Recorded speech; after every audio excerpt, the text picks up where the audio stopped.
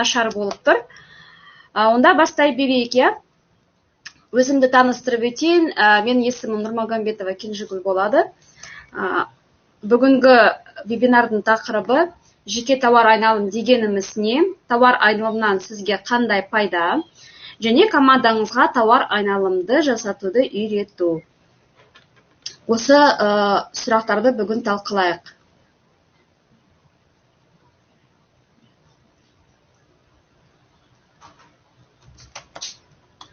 Ең алдымен ережені, біздің компаниядан ережесін айтып кетейін. Әрқашанда есіңізде болсын. Біреудің атынан тіркелуге болмайды. Егер мысалы сіздің танысыңыз болса да, мысалы кейбір собеседование кезінде кейде айтады ғой, мен маман атынан тіркелейін, өзім жұмыс жасаймын, немесе күйеуімді тіркейін, сестрамды тіркейін, бірақ өзім жұмыс жасаймын соның атынан. Солай айтып жатса, ешқашанда олай тіркелуге болмайды. Әрбір адам тек қана өз атынан тіркеліп, өз атынан жұмыс жасауы керек. Егер олай жасамасаңыз, онда сіз ережені бұзасыз. Сосын ата-анамызды, жолдасымызды, балаларымызды бірінші линияға тіркейміз. Яғни дәл өзіңіздің астыңызға тіркейсіз. Басқа командадан адамдарды шақырмаймыз. Мысалы, өзіңіздің танысыңызды басқа командадан көріп қалдыңыз, иә, сосын маған кел, жүр мен команда жұмыс жаса деп олай шақырмаймыз. Компанияда тіркеліп тұрған консультанттарды қайта тіркемейміз, терминацияға кеткенше. Жаңа консультанты тіркегенде мұқият болыңыздар, удостоверениені сұрап алыңыздар. Сол удостоверениеда фамилиясы, имя, отчествосы қалай көрсетілген, қалай жазылған, солай қатесіз, мұқият болып, қатесіз жазамыз. Мен өзім видеода нашар көрсетіліп тұр бетім, бірақ слайдым жақсы көрсетіліп тұр. Оған мән бермеңіздер, камерам нашар болып тұр. Арғара жалғастырайық. Біздің жұмыста, біздің бизнеста ең алдымен 3 әрекет жасау керек, е? Бұл үйрену, тауар айналымды құру және де команда жинау. Яғни адамдарды бизнеске шақыру. Міне 3 әрекеттердің бірі бүгінгі тақырып бұл жеке тауар айналымды құру. Жеке тауар айналым дегеніміз не? Тауар айналымның сізге пайдасы қандай? Бұны сіз білесіздер ме? Тауар айналым продукция, яғни бұл продукцияны тұтыну деген сөз. Тапсырыстар беру, әрбір партнердің жеке тұтынуынан құрылады. Қараңыздар, сіздер тіркелдіңіз, я компанияға келдіңіз. Сіз қазір интернет дүкеннің басшысы ретінде боласыз. Өйткені сізде қазір интернет-магазиніңіз бар, ол сіздің жеке кабинетіңіз, сол жеке кабинетіңіз, ол сіздің онлайн офисіңіз және де интернет дүкеніңіз. Сол жерде барлық продукция көрсетілген, барлық продукциялардың сипаттамасы бар, толық сипаттамасы бар, қалай қолдану керек, составы барлығы жеке кабинетіңізден көре аласыздар. Оған сіз телефон арқылы да кіре аласыздар, не обязательно компьютер. Енді қараңыз, сіздің қазіргі кезде сізде таңдау бар. Сіз жуынасыз, тіс жуасыз, боянасыз, немесе Oriflame компаниясымен бірге жұмыс жасап, солай жуынасыз, тіс жуасыз, боянасыз және табыс алып отырасыз. Біз, қараңыз, біз Oriflame компаниясына келмес бұрын да мысалы, жуынғанбыз, я? Тұтынушы болдық. Әрбір магазин тұтынушы болдық. Күнде жуынамыз, мысалы, ақшамыз болмаса да, біз бәрібір сабын алып жуынамыз ғой, сабын аламыз, тіс жуамыз, бас жуамыз, кір болып жүрмейміз. Барлық заттарды біз супермаркеттерден, үйдің жанындағы дүкеннен алып отырамыз. Бәрібір де сол магазиндарға біз тауар айналым құрастырамыз. Бірақ ол ақшамыз канализацияға текке кетіп қалады. Жуынамыз, нағыз біздің вложениямыз. Жуынамыз, сатып аламыз, канализацияға кетіп қалады. Болды. Біздің тағы да аламыз. Сол магазиннан біз мысалы ай сайын алып отырсақ та, мысалы бір жыл бойы тұтынушы болсақ та, ол магазин бізге ешқандай сыйлық бермейді, бізге ешқандай скидка жасамайды. Ал Oriflame компаниясына келіп, біз тек қана дүкен ауыстырамыз, және де бізде бұл өте качествосы өте, сапасы өте жоғары продукция, иә. Шведтік бәріміз білесіз, ол өте сондай экологически чистая страна. Барлық продукциясы бар. Яғни күнде қолданып жүрген продукция бұл жерде бар. Енді сіз дүкен ауыстырып, өзіңіздің интернет-магазиннан алып отырасыз. Жуынасыз, сіз жуасыз, боянасыз, тура сол заттарды, бірақ сапасы жоғары, енді Oriflame компаниясынан алып, және де табыс алып отырасыз. Керемет емес пе мне?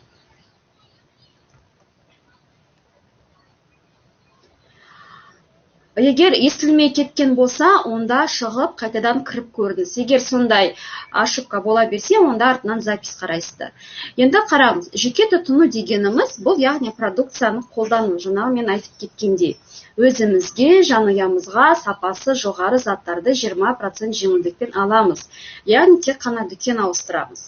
Мысалы, кейбір новичоктар айтады, мен неден бастайын, не істеуім керек? Ең біріншіден алдымен дүкен ауыстыру керек. Ванной комнатасына барып қарасын, не бітейін деп жатыр? Сабын, шампунь, мүмкін зубная щетканы ауыстыру керек шығар. Мысалы, шынымды айтсам, мен бұрын осы компания келмес бұрын декретте отырғанмын, иә. Зубная щетка, мысалы, бір зубная щетка аламын да, сонымен қолдана берем. Олай дұрыс емес. Оны біз ауыстырып жүруіміз керек. Ал енді қазір осы компанияның арқасында менде қазір өзімнің интернет дүкенім бар. Мен уже как положено зубной щеткамды мысалы ауыстырып жүремін. Сосын мысалы кейбір адамдар айтады, иә, каталогты қарап, алатын заттар жоқ, не аларымды білмеймін. Неге? Бұл жерде күнде қолданып жүрген заттарымыз бар. Сабын бар. Неше түрлі сабының неше түрлісі бар. Еркектерге арналған сабындар бар, балаларға арналған сабындар бар. Жасы скидкалармен.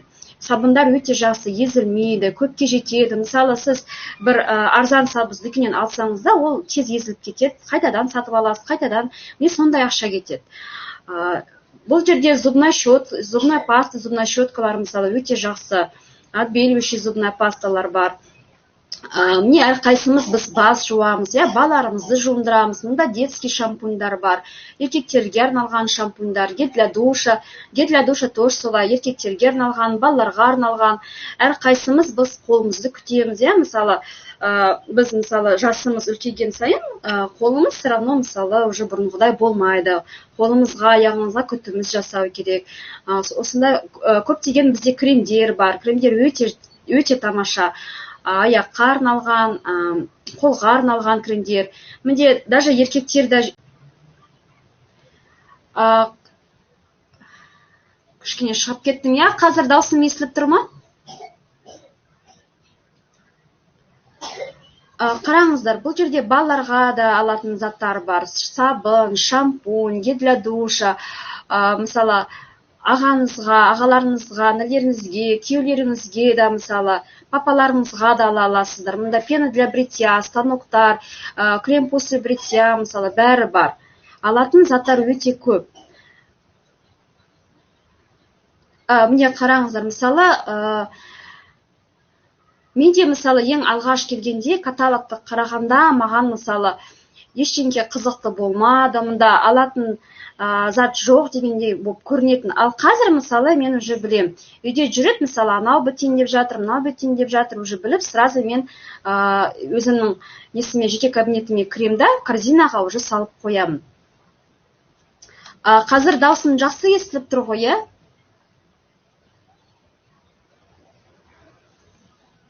Как сейчас меня слышно? Міне қараңыздар, кейбіреулер айтады, егер қатып қала берген болса, онда мүмкін сіздің интернетіңіз кішкене нашарлау болатын шығар, артынан запись қарайсыздар. Кейбіреулер, мысалы, новичок келеді айтады, мен неге Oriflame компаниядан алуым керек? Мен, мысалы, өзімнің дүкенім бар, сол жерден алып отырмын. Енді қараңыздар, егер, мысалы, сізде осындай нан, булочка сатын дүкеніңіз болса, мынау сіздің сол жақта тұрған сіздің дүкеніңіз. Он жақта тұрған бүтен дүкен. Тура сондай магазин, нан сатады, булочка сатады, бірақ басқа біреудің дүкені. Енді сіз, мысалы, сіздің өзіңізде сондай магазин бола отырып, сіз неужели сол басқа бүтен дүкенге барып сатып аласыз? Басқа біреуге пайда келтіріп, басқа біреуге пайда келіп, өзіңіз міне осы жерде сізде вложение болады. Ал бұл жерде сіз өз-өзіңізге пайда келтіресіз.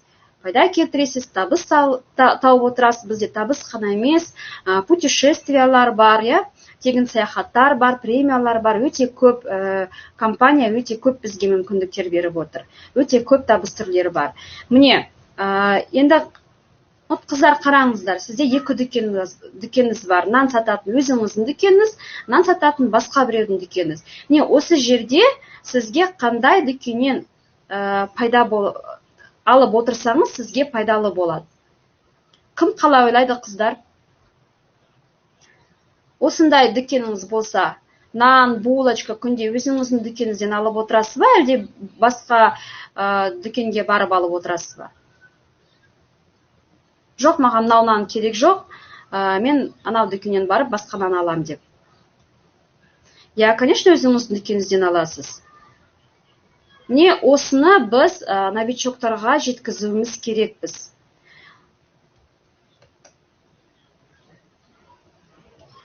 Енді бонус балдар жайлы айтып кетейін. Әрбір продукцияның өзінің бонус балы болады. Қараңыздар, компания бізде 60-тан астам мемлекетпен жұмыс жасайды. Әрбір мемлекетте өзінің валютасы бар. Мысалы, Қазақстанда теңге, Ресейде рубли, мысалы, солай кете береді. Енді бізде бір каталог. Енді сол каталогта әрбір продукцияға өзінің бонус балы берілген. Бонус балы ол жаңағы әрбір продукцияның эквиваленті, ақшалай. Мысалы, мынау зубной пастаны алайық. Каталогты ашсаңыз, онлайн болса, жеке кабинетке кіріп қарасаңыз да, бумажный каталогты қарасаңыз да, сол жерде барлық продукцияның қасында немесе астында осылай жазылып тұрады. Кодтары жазылып тұрады, наименованиясы жазылып тұрады, және де бағасы, және де бонус балы. Мына жерде мысалы 3 зубная паста тұр, әрбір зубной пастаның кодтары болады. Өйткені біреу отбеливающий, біреу освежающий, біреу лечебный сияқты. Міне осылай бірнеше түрі бар. Міне әрбірінің мысалы 311-23 бірінші зубная паста тұрған. Мына жерде кружочкта 1 деп тұр да, 311-23 тотальная защита деген зубная паста, және де зубная пастаның үстінде осындай 1 деп жазылып тұр. Значит, міне мынау сол жақтан тұрған бірінші зубная паста. Екінші, мысалы, кружочкпен тұр. Екінші 311-31 кристальная белизна, яғни отбеливающая зубная паста. Міне суреттен қараймыз, зубная пастаның үстінде ортасында тұрған, міне 2 жазылып тұр. Яғни бұл мынау зубная паста. Значит, осы кодты тереміз. Экстремальная свежесть деген мысалы зубная паста керек болса, мына зубная пастаның үстінде 3 деп тұр. Астына қарасақ, не коды, 3-тің коды 311-23. Міне осылай таңдайсыздар. Корзинаға салар кезде біз продуктының атын емес, названиясын емес, біз кодтарды тереміз. Міне, және де бағасы жазылып тұр. Бұл бағалардан сізде тағы да 20% скидкаңыз болады. Оны сіз заказды жасап жатқан кезде көресіздер. Міне бағасы және де бонус балы. Міне 4 бонус бал. Осы түсінікті ғой, бонус бал, коды және де бағасы қайдан және де қалай қараймыз. Мысалы, кейбір новичоктар білмейді, қалай қараймын, бағасы қайда, бонус балы қайда жазылып тұр, коды қайда жазылған, қалай таңдаймыз. Расымен де, мысалы, егер кейбір адамдар болады, каталогты бірінші рет көріп тұр, тек қана Oriflame компаниясын ғана емес, вообще жалпылай каталогты бірінші рет көріп тұрған адамға ол мысалы түсініксіз болады. Осы түсінікті ғой,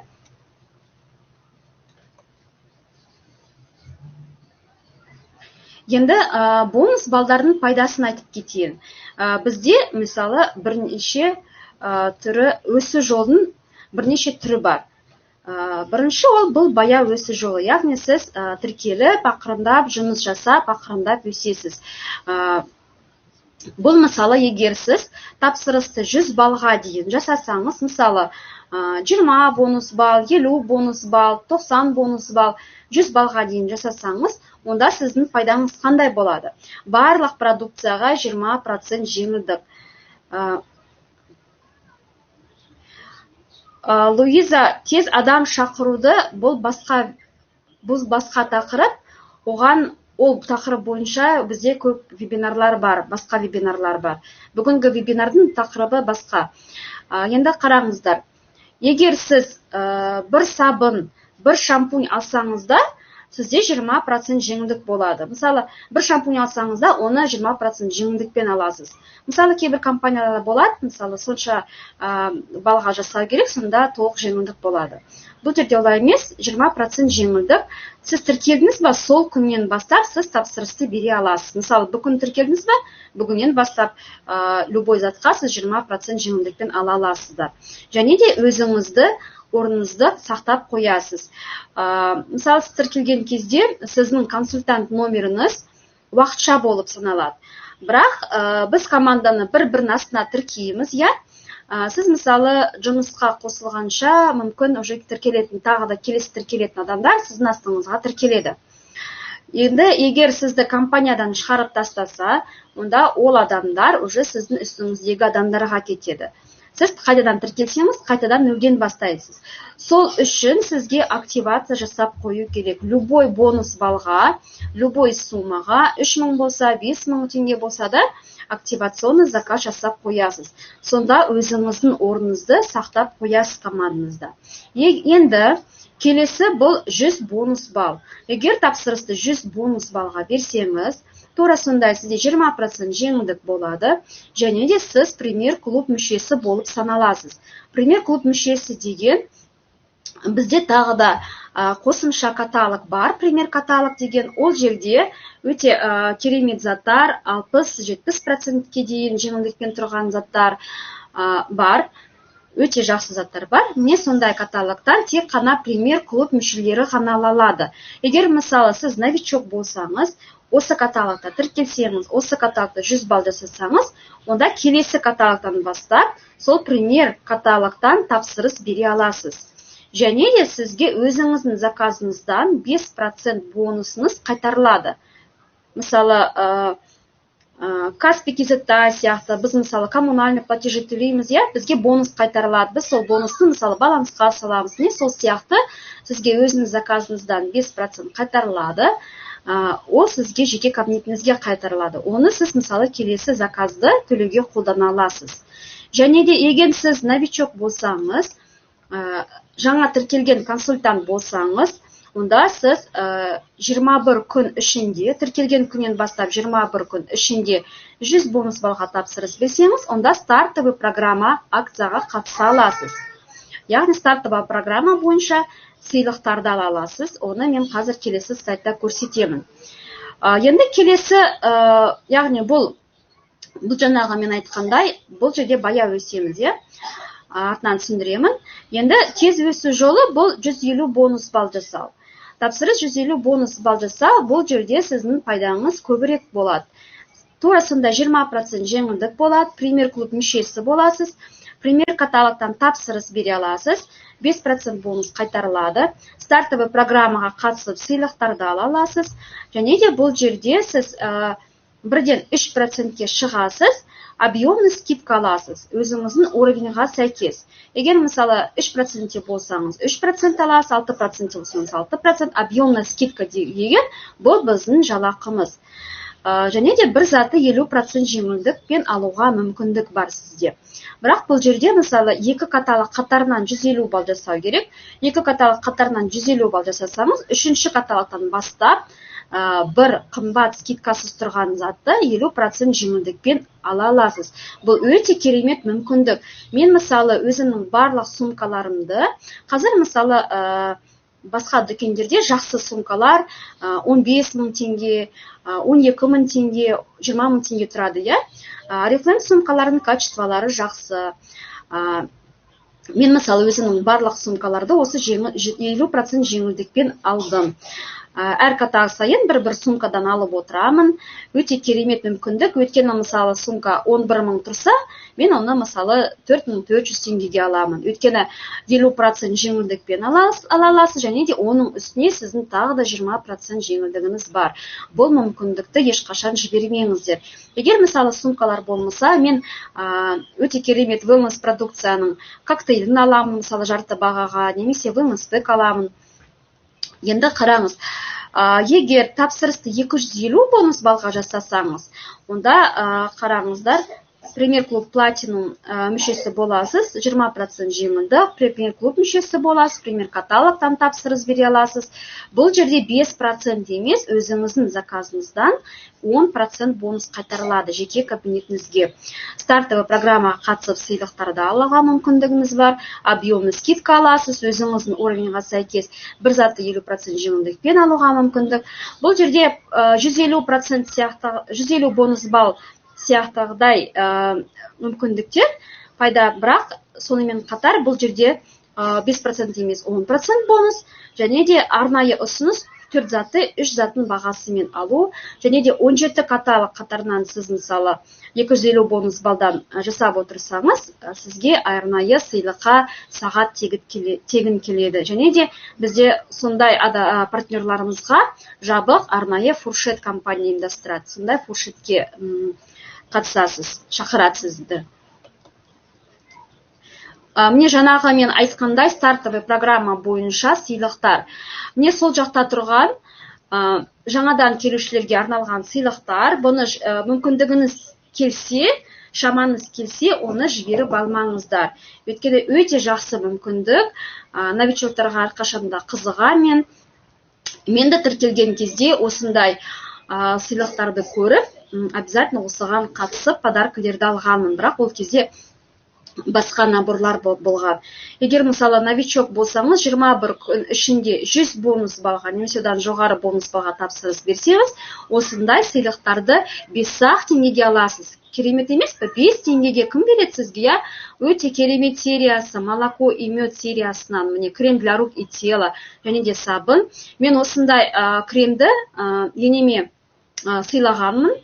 Өте қатты ұнады, қолына жағады, прям күшті, өзі пенсияға шыққан кісі, қатты ұнап жүр, және де тағы да заказ берді маған. Мен айтам, ол кішкене қымбаттау, скидкамен өзі, мысалы 3000 теңге тұр. Айтады, мейлі бола берсін, қанша тұрса да, 3000 теңге болса да заказ бер, өйткені бұндай кремге мысалы маған жалко емес деп. Міне осындай керемет крем. Сабыны да өте жақсы. Міне осындай наборды сіз 5 теңгеге аласыз.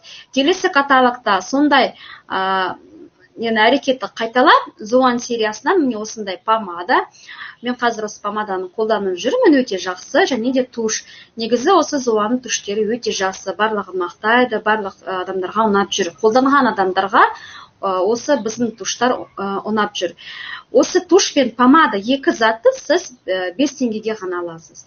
Келесі үшінші каталогта қайталап, бұл жерде эклад мужской, эклад женский, және де оптимал сериясынан мұнда набор, крем для ночной, дневной для лица, және де вокруг глаз деген, осының үшеуін біреуін таңдап, соны 5 теңгеге аласыз. И төртінші каталогта соны қайталап, Wellness Pack витамин, өте керемет витамин, описаниясын міндетті түрде оқып шығыңыз.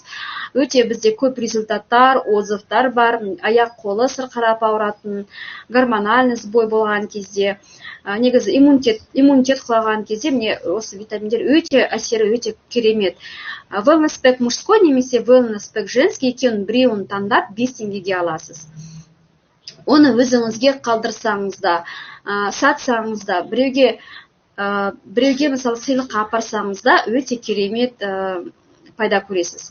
Және де осындай әр каталог сайын бізде шақырушы демеушілерге арналған акциялар болады. Шақыру демеушілер деген бұл спонсор деген, яғни мысалы приглашающий спонсор деген. Сіз мысалы өзіңіз адам шақырып өзіңіздің кабинетіңізден тіркесеңіз, сіз оларға приглашающий спонсор боласыз. Мысалы, бұл сағаты әрбір адам, новичок та, бұрыннан бері істеп келе жатқан партнерлар да қатыса алады.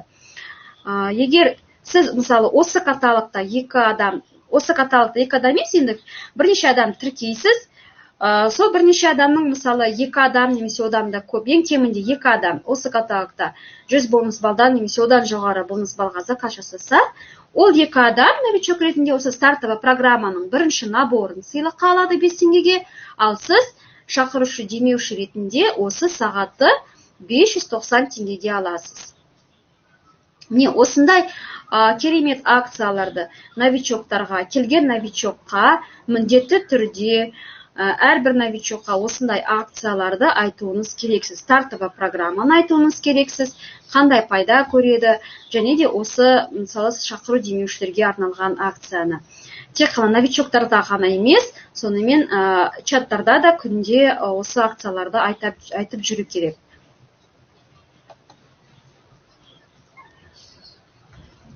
Біздің компанияның ережесі бойынша айлық алу үшін, яғни объемный скидканы алу үшін, жеке өзіңіз 150 бонус балл тапсырыс жасау керексіз. Егер мысалы сіз әзірше 150 бонус балға тапсырыс бере алмасаңыз, онда ештеңе, сондай қорқынышты ештеңе жоқ. Сіз активационный заказ жасап қойсаңыз, сізді компаниядан шығармайды. Сіз мысалы өз мүмкіндігінше, өзіңізге қажет заттар, қандай заттар керек, мысалы өз мүмкіндігінше алып жүресіз, жұмыс істей бересіз, команда жинайсыз, сосын біртіндеп 150 бонус балды жасауды үйренесіз. Біздің бизнеста, мен қыздарға айтып жүремін, біздің бизнеста ең оңайы, үш әрекеттің ең оңайы бұл 150 бонус балл жасау. Сізге 21 күн беріледі. Сол 21 күнде 150 бонус балды сіз оп-оңай жинай аласыз. Және де ең кереметі біздің компанияда, біздің компанияның негізі маркетинг планы өте керемет. Және де ең кереметі, сіз өскен сайын, уровень бойынша өскен сайын, сол 150 балды мысалы істейсіз, мысалы бірінші заказ 150 балл, шамамен где-то 23 мың теңгеден 30 мыңға дейін. Оны алатын товарға байланысты. Мысалы сумкалар, аксессуарлар, олардың бонус баллы кішкене азағырақ болады да, бағалары көбірек болады. Ал мысалы парфюм, сосын косметика, wellness продукциясы, олардың балдары жақсы болады. Сосын навыч наборы, бет күтіміне арналған бізде наборлар бар. Навыч наборы өте сондай керемет наборлар. Сол набормен алсаңыз, бет күтіміне арналған там ночной крем, дневной крем, көздің жан-жағын, мысалы, және де сыворотка и тоник. Сосын жуынатын пенка для лица, жуынатын гель для лица. Осыларды набормен алсаңыз, ол сізге уже зағырақ болады 150 бонус балл. И өскен сайын заказыңызға төлейтін сумаңыз азаяды. Сіз мысалы жұмыс істей бересіз, өсесіз.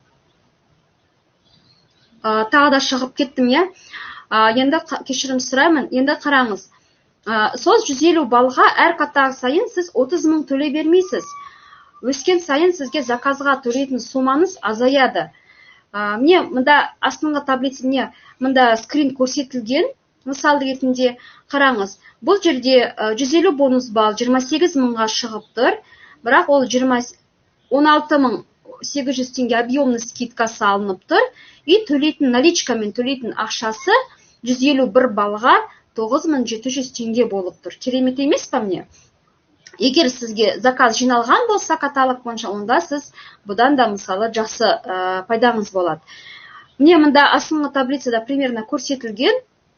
Мысалы 3%-ке шығасыз, бірінші заказыңыз, мен шамамен айтайын, 30 мың болса, сіз 30 мың төлейсіз, сізге объемный скидка 2300 теңгеде түседі. Келесі каталогта мысалы сіз 6%-ке шықсаңыз, мысалы уже 30 мың емес, жаңағы объемный скидкаңыз алынады 2300 теңге, сіз 30 мың емес, 27700 теңге төлейсіз, 6% объемный скидкасы 4300 теңгеде түседі. Келесі, мысалы 9%-ке шығасыз, бұл жерде 30 мың емес, 25700 теңге төлейсіз, солай азая береді. Сіз мысалы не обязательно былай подряд 3%-ке шығасыз, 6%-ке, 9%, сіз бірден мысалы келіп, осы каталогта келіп, осы каталогта мысалы бірден 6%-ке, немесе 9%-ке, немесе 12%-ке шыға аласыз. Ол кезде сразу мысалы 12% объемный скидкасы мысалы уже 30 мың теңгедей болады. Сіз 16 мың теңгедей болады. Сіз мына жерде уже 30 мың емес, мысалы келесі каталогта 30 мың емес, мысалы 21 мың, 20 мыңдай төлейсіз. Осылай азаяды.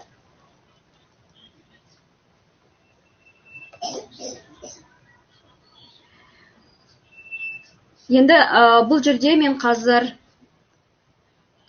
мақтаныш факторлерін айтып кетейін. Қысқаша продукцияға қатысты. Өнімді құра отырып, компания Oriflame қоршаған ортаға зиян келтірмейтін, ең қатаң экологиялық нормаларға жауап беретін табиғи ингредиенттерді қолдануға тырысады. Oriflame тұрақты даму үшін негізгі бағыттарды бөледі, 3 бағыттарды бөледі. Біріншісі бұл адамдар өмірін жақсарту, адамдардың өмірін жақсарту үшін кеңесшілер, тұтынушылар, қызметкерлер мен жеткізушілерге жағдай жасау. Расымен де компания бәрімізге өзінің кеңесшілеріне де тұтынушыларына да барлық жағдайын жасап жүр. Екіншісі бұл өнімді жауапкершілікпен өндіру. Өнімді олар ең жоғары әлеуметтік, этикалық және экологиялық стандарттарға сәйкес шығару арқылы сұлулық және өсіп өркендеуді сыйлау. Үшіншісі экологиялық қауіпсіздікті қолдау. Яғни өз қызмет кезінде ғана емес, өндіру, тасымалдау сияқты барлық кезеңдерінде экологиялық талаптарды сақтайды компания. Oriflame компаниясы инновациялық, заманауи, қауіпсіз және ең қатаң халықаралық талаптарға сәйкес келетін өнім шығарады. Oriflame өз өнімдерін жануарларға тестілеуден бас тартқан косметикалық салада бірінші компания. Не көрдіңіздер ме? Жануарларға тест жасамайды олар. Және де айналадағы ортасын өте жақсы қорғайды. Расымен де мен мысалы бұрын 10 жыл бұрын косметикасын қолданып көргенмін. Бұрыннан қарағанда қазіргі кезде качествосы, сапасы өте жақсы өзгерген. Қазір сапасы өте жоғары. Мысалы басқа біреуге мысалы бизнес ұсынсаңыз айтады ғой, бұрын қолданып көргенмін, ұнаған жоқ. Соны түсіндіріңіз. Мысалы жыл сайын компания ол бір орында тұрмайды, компания өседі, нығаяды. Компанияның продукцияның сапасы жыл сайын өте солай сапасы жоғарылай береді. 100-ден астам ғалымдар жұмыс істейтін ғылыми зерттеу орталығы бар. 2015 жылы компания Oriflame дұрыс тамақтану премиясын алды wellness продукция бойынша. Novage наборы мне 2016 жылы товар года деген номинация алды. Қараңыздар, әр 5 секунд сайын wellness сериясынан бір зат сатып алынады. Осындай статистика бойынша. Қазір Қазақстан бірінші орында тұр осы wellness продукциясының тауар айналым жағынан. Өйткені қазір экология бұрынғыдай емес. Қазір мысалы бұрын адамдар витаминдерден, баттардан қорқатын болса, қашатын болса, қазір керісінше біз баттарды сондай ішуіміз керекпіз. Өйткені қазір ешқандай жеміс жидектерде бұрынғыдай витаминдер жоқ. Wellness продукциямен міндетті түрде өзіңіз танысып алыңыз. Және де келген новичоктарға да wellness продукциясы жөнінде міндетті түрде айтыңыздар. Өйткені өте көп нәтижелер, өте көп отзывтар, жақсы отзывтар бар. Міне жеке кабинетке кіріп, wellness разделінен сертификатты қарай аласыздар, толық описаниясы, қалай ішу керек, составын бәрін сол жерден қарап оқи аласыздар.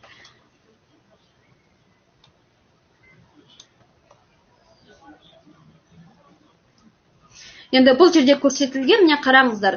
Егер біз жай ғана дүкеннен алып отырсақ продукцияны, бізге мысалы ол продукция алдымен мысалы өнім шығаратын компания өнім шығарады. Сосын оны бізге алып келеді. Оптовый продавец бар, розничный продавец бар. Сосын барып дүкенге жетеді. Сосын барып дүкеннен барып бізге келеді. Бұл жерде әрбір мысалы импортер, оптовый продавец, розничный және жай дала сататын дүкенде әрқайсысы сол өндірушіден шыққан продукцияның бағасына өз процентін қосып отырады. Бізге жеткенше ол 100%, 200% болып қосылады.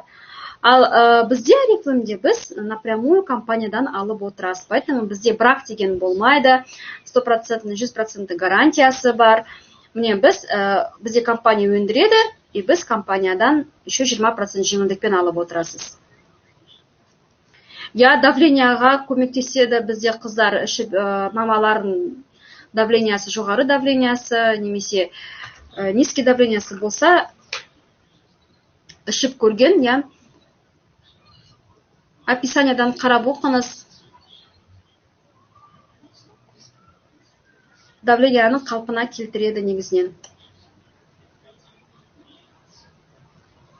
Енді осы жеке тауар айналым жасау әдістерін айтып кетейін. Өзіңізге қажетті заттарды алып отыру, дүкен ауыстыру. Мен мысалы өзім, в основном өзіме ғана алып отырамын. Менде өзіме ғана алып отырамын, сонымен даже 150 бонус балдан асып түседі. Өйткені өзіме, балаларыма міндетті түрде әр каталог сайын витамин аламын. Сосын шампунь әр каталог сайын бітеді, шампунь, гель для душа, сабын, зубная паста, сосын косметиканың әр каталог сайын косметикадан бірдеме алып тұрамын. Акциялар бойынша бірдемелерді алып қоямын. Міне солай 150 балдан даже асырамын. Екіншіден, каталог көрсетіп заказ жинау. Мысалы, сіз новичок болсаңыз, каталогты көрсетуге ұялмаңыз. Сізде қазір, мысалы, 150 бал жасауға қиын болса, ақырындап бастаңыз, каталогты көрсетіңіз. Бізде өте жақсы, сапасы жоғары продукция. Каталогты мысалы, үйге келген, мысалы, подружкаларына көрсетуге болады, туыстарға онлайн каталог жіберуге болады. Каталогпен жинасаңыз, бұл жерде сіз тағы да 20% табыс көресіз. Сосын бьюти чаттар жасауға болады. Бьюти чат деген қазір мен түсіндіремін. Сосын сертификат ұсыну және де буклеттер жасауға болады.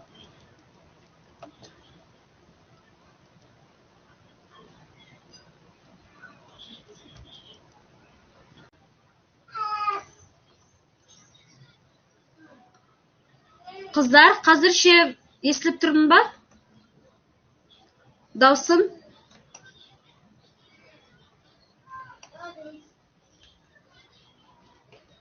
Мадина, даусым естіліп тұр ма қазір? Тауар айналымды құруға арналған құралдар.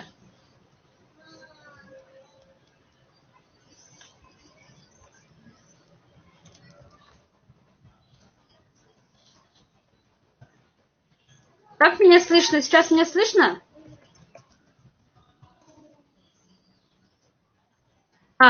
Жақсы, онда жалғастырайық тездетіп. Міне қараңыздар, осындай пробник бар, осындай сумка, мысалы, егер сіз новичок болсаңыз, осындай сумканы сатып алуға болады. Бұл жерде өте көп пробниктар, помаданың пробниктары, помаданың әр түрінен, кремдер бар, духилар бар. Міне өте күшті, осындай күшті құрал, заказ жинауға өте жақсы көмектеседі. Сосын каталог бумажный, электронный, книга красоты деген бар. Книга красотыдан отказ жасамаңыздар мүмкіндігіңіз болса, өйткені ол өте жақсы кітап, ол жерде толық сипатталған продукциясы. Және де пример каталог қазір әзірше онлайн ғана. Міне осындай компания бізге құралдар беріп отыр. Бірінші әдіс түрі бұл каталог ұсыну. Каталогты көрсетуге ұялмаңыздар. Каталог әрқашанда, қайда шықсаңыздар, әрқашанда сіздің сумкаңызда болу керек. Мысалы, подругаларыңызға көрсетуге бола, коллегаларға, көршілерге. Сосын, мысалы, сұлулық салондарға бір жерге барсаңыздар, мысалы, очередьте отырасыз ғой, очередьте отырғанша, мысалы, осындай каталогты көрсетіп, ұсыныс жасауға болады. Дүкендерге, сосын астында тұрған, мысалы, үйдің қасыңыздағы дүкендерге де қалдыруға болады. Ішінде осындай вкладыш жасап қоюға болады каталогтың ішіне. Мысалы, дүкенге қалдырып қойсаңыз, онда ішіне осындай, мысалы, компьютермен немесе қағазбен де өзіңіз қолмен жасасаңыз да болады. Осындай қағаз салып қойыңыз. Накладная сияқты бұл жерде, мысалы, магазинға келген адамдар өзінің номер телефона, қандай продукция салғысы келеді, қандай страницада, соны, мысалы, жазып қояды. Сіз, мысалы, 2 күннен немесе 1 күннен барып, осы қағаз бойынша заказ жасайсыз. Сосын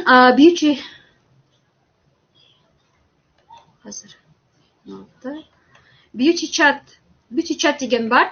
Beauty chat деген ол WhatsApp-та группа сияқты. Группа ашамыз ғой, сол группа сияқты, мысалы, чат болады.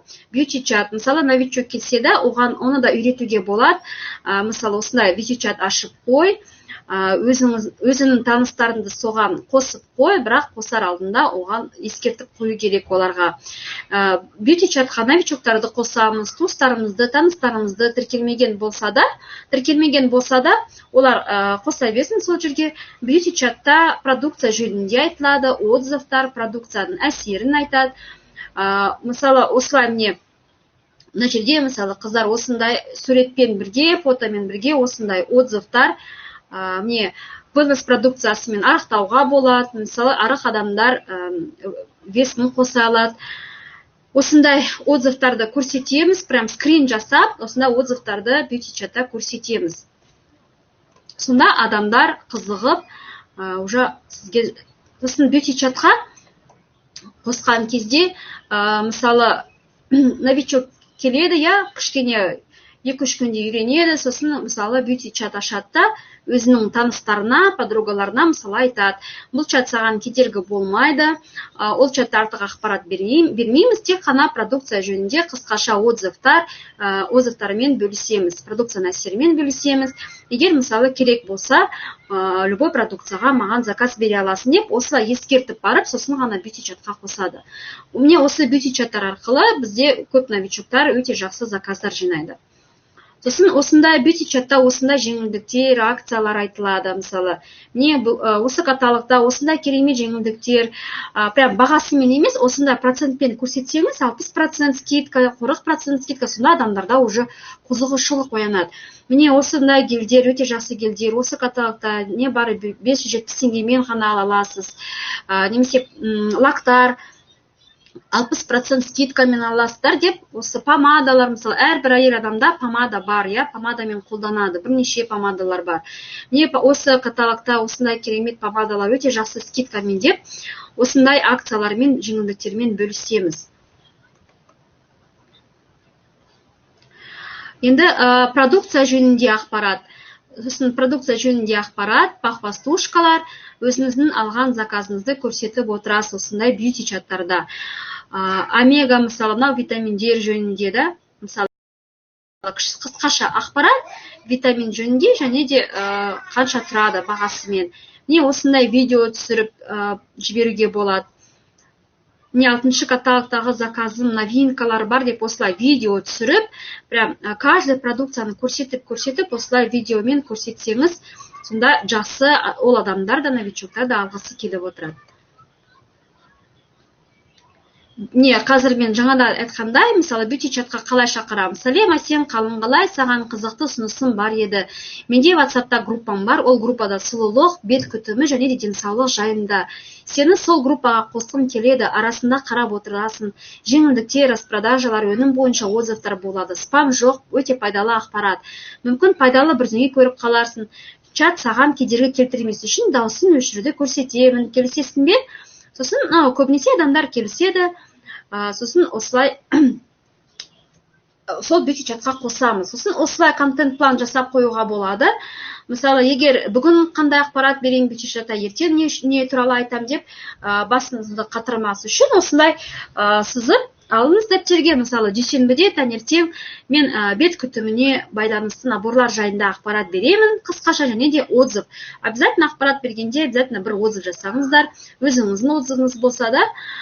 Сосын сенбі күні, мысалы, таңертең мен парфюм женский туралы, бірақ барлығы емес, мысалы, скидкамен тұрған парфюмдарды айтасыз, кішкене сипаттама, бағасы, сосын күндіз, мысалы, распродажалар туралы, сәрсенбі күні, мысалы, мужская сериясынан, бейсенбі wellness pack, мысалы, туш туралы, мысалы, таңертең туш туралы, күндіз тональный крем туралы, база туралы, кешке пудра туралы, скидкамен тұрған, мысалы, заттар. Сенбі, например, помада, тени, жексенбі шашқа арналған күтім, шашқа арналған күтіміне байланысты өте көп заттар бар, жақсы заттар, краскалар. Міне қысқаша ақпарат берді. Өте көп ақпарат берсеңіз, олар оқымайды. Қысқаша ғана ақпарат, 2-3 продукт жөнінде, 5-6 продукт керек жоқ, 3-4 продукт жөнінде қысқаша ақпарат и қысқаша отзыв. Желательно осы каталогта скидкамен тұрған заттарды. Осындай сертификаттарды ұсынуға болады. 8 март, 7 май, туған күн, день влюбленных, осындай мерекелерге, мысалы, подарочный сертификаттарды жасауға болады. Осындай, мысалы, сол тоже бьюти чатқа даже можно осындай ұсыныс жасауға. Егер, мысалы, үлкен коллективтер бар, я, мысалы, не сыйларын білмей, осылай, мысалы, 10 мыңға, егер жиналып 10 мыңға сертификат берсе, мысалы, ол адам келіп, сосын 10 мыңға сізге заказ береді. Мне өзімді көрсетейін, менің жақсы көретін товарларым бұлар. Мен осымен жаңа айтқандай жеке тауар айналымды мен өзіме алып отырамын қажет заттарды. Міне витаминдер ішемін, өзіме, балаларыма коктейль, wellness pack. Қазір мен шаштың өсуіне және тырнаққа арналған витамин алып ішіп отырмын. Уже шашымның түскені кішкене азайды, оны уже байқадым.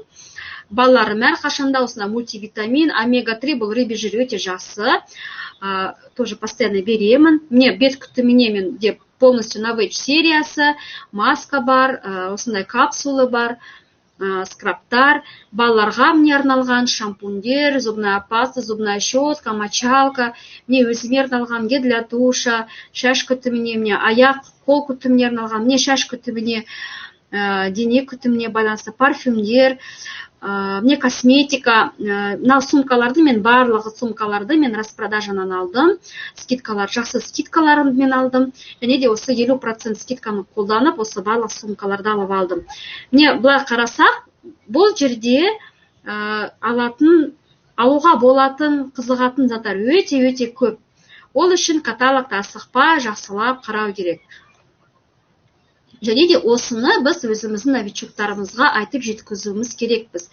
Каталогтың соңғы күндерде өзіңіз, әрқашанда өзіңізден бастау керекпіз.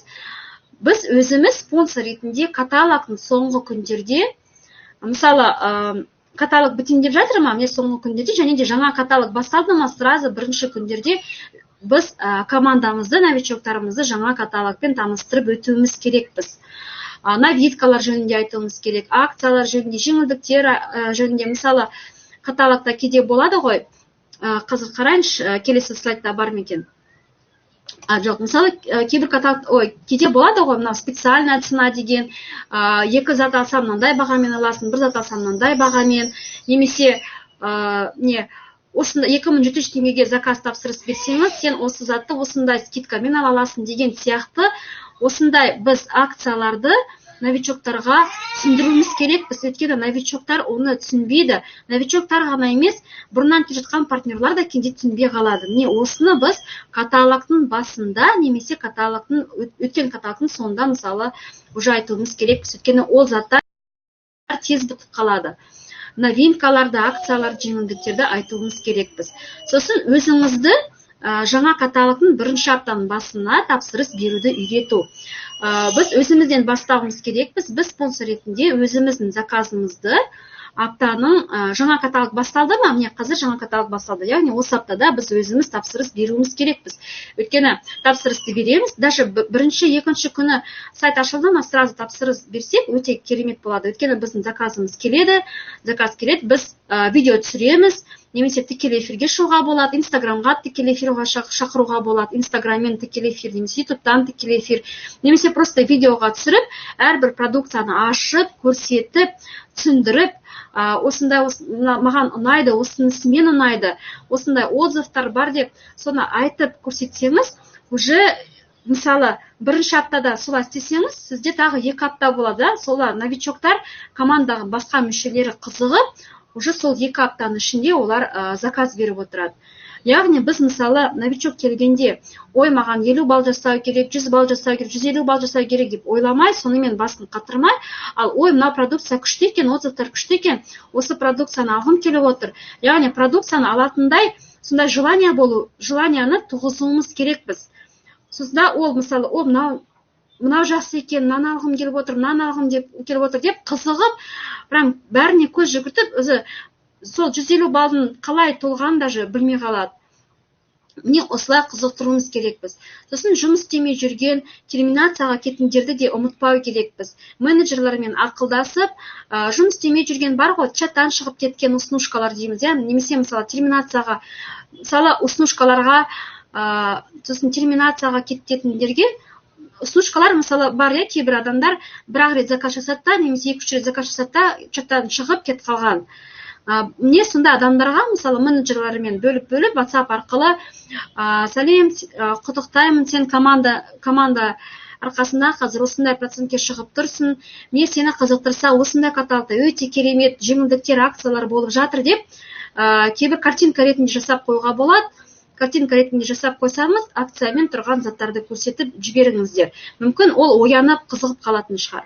Сосын терминацияға кеткендерге де обзвон жасап, немесе WhatsApp-пен хабарласып, не сен компаниядан шығам деп жатсың, бірақ сенің астында адамдар, жұмыс істеп жатқан адамдар бар, бізде осындай результаттар болып жатыр, осындай табыс алып жатыр деп қызықтырып, не сені қызықтырса, онда любой суммаға активационный заказ жасап қойып, міне осы каталогта осындай керемет жеңілдіктер, осындай керемет акциялар болып жатыр деп, оған да картинкамен прям жай құр ғана электронный каталог емес, ал жақсы 50%, 60% тұрған скидкамен тұрған заттарды картинка ретінде жіберіңіздер. Сонда олар қызығып, олар алғысы келіп отырады. 21 күн ішінде жаңағы мен айтып кеткенде 150 бонус балл жасауды бұл біздің бизнеста ең оңайы. Өзіңізден бастауыңыз керек. Егер сіз өзіңіз заказ жасамасаңыз, осы каталогта заказ жасамасаңыз, сіз өзіңіз новичоктарына айта алмайсыз заказ жаса деп. Немесе өзіңіз 150 балл жасамасаңыз, сіз өзіңіздің ключевой партнеріңіз болсын, новичок болсын, сіз оған 150 балл жаса деп айта алмайсыз. Қалай айтасыз? Ол айтады, менің спонсорым жасап жатқан жоқ, онда да мен де жасамайыншы осы каталогта, жасамауға да болады екен деп, өзі жасамайды. Сіз өзіңізден бастап, өзіңіз үлгі көрсетуіңіз керексіз. Заказ жасап, видео түсіріп, фотоға түсіріп, чатарға жіберіп, не мен заказым келген, осындай заказдарды аламын. Сонда сіз новичогыңыз, ой, мен спонсорымда заказ алып жүр екен, мен спонсорымда 150 балл жасайды екен деп қызығып, олар да сіздің әрекеттеріңізді қайталап жүреді. Продукцияны жақсы көру керек. Біздің продукцияның сапасы өте жоғары. Егер сіз өзіңіз продукцияны жақсы көрмесеңіз, сіз өзіңіздің командаңызға продукцияға ұсыныс бере алмайсыз. Ал егер продукцияны жақсы көрсеңіздер, онда сіз спокойно, қуанышпен солай каталогты да көрсетесіз, продукция жөнінде де айтасыз. Сосын біреу үшін ешқашан шешім қабылдамаңыз. Ең алдымен өзіңізден бастап өз ойыңызды өзгертіңіз. Егер мысалы, ой, мен новичокқа 150 балл жасау туралы, 150 балл туралы айтсам, қашып кете ма деп олай ойласаңыз, ол әрине қашып кетеді. Олай ойламаңыз. Обязательно бонус балдың пайдасын айтыңыз. Өйткені мысалы сіз осы каталогта бонус балдың, 100 балдың, стартовая программа жөнінде 150 балдың туралы айтпасаңыз, ол новичок мысалы мүмкін 25 балға, 50 балға заказ жасайды, 21 күні өтіп кетеді. Сосын стартовая программа жөнінде білет, айтады, сен маған неге стартовая программа жөнінде айтпадың, мен осындай подаркалерді алушы едім ғой, деп сосын реніш болады. Поэтому міндетті түрде қорықпай, ойыңызды өзгертіп, қорықпай 150 бонус балл туралы айтыңыз, 100 бонус балл, стартовая программа жөнінде, приглашающий спонсорға арналған акция туралы айтып жүріңіздер. Каталог көрсетуге алмаңыздар, өзіңізге сенімді болыңыз. Бонус продукциямен міндетті түрде танысып алыңыз, және де командаңызды таныстырыңыз. Өзіңізге ұнайтын продукциямен қашанда бөлісіп отырыңыз. Өзіңізге ұнайтын, сосын бізде басқа бюджеттар бар. Мысалы, біз өзіміз бюджетта отырамыз, басқа біреудің отзывтарын қарап, оқып, сосын ол отзывтарды алып, мысалы, сендерге береміз. Сендер де осы, мысалы, отзывтарды алып, өзіңіздің бюджет болсаңыз, сол өздерінің бюджетқа алып, барып, сосын көрсетесіз. Қазір мен бір слайды көрсетейін деген.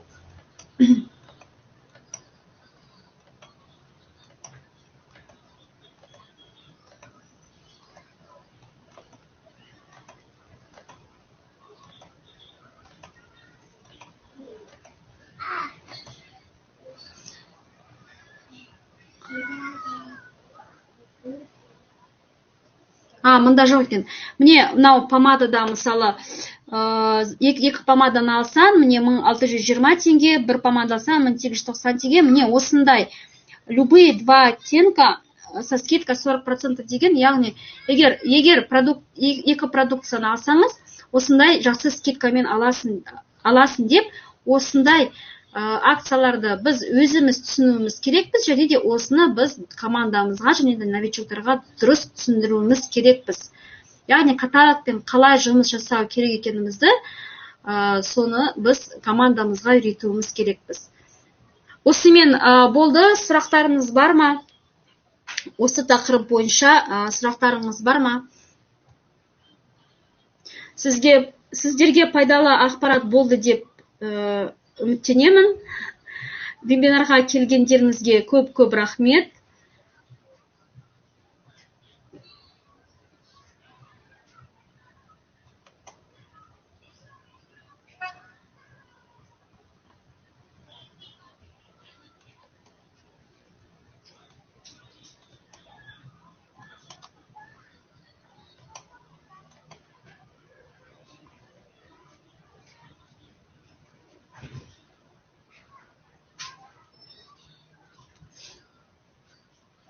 Рахмет, қыздар.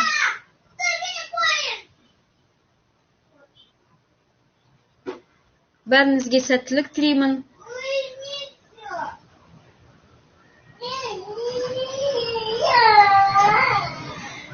Екі зат алсам жеңіл болады ма? Ол енді кейбір продукцияларға каталогты қарасаңыз, кейбір продукцияларда сондай акциялар бар. Каталогты қарасаңыз, прям сол продукцияда, мысалы, қасында жазылып тұр. Былай дөңгелекпен қоршалып, прям үлкен жазылып тұр, мысалы, екі зат алсаң, осындай бағамен аласың деп. Барлық заттарға емес, әр каталог сайын осындай кейбір заттарға акциялар болады. Онда уақыттарыңызды алмаймын. Не балаларымдай қайда жатыр. Уақыттарыңызды алмаймын. Бәріңізге сәттілік тілеймін.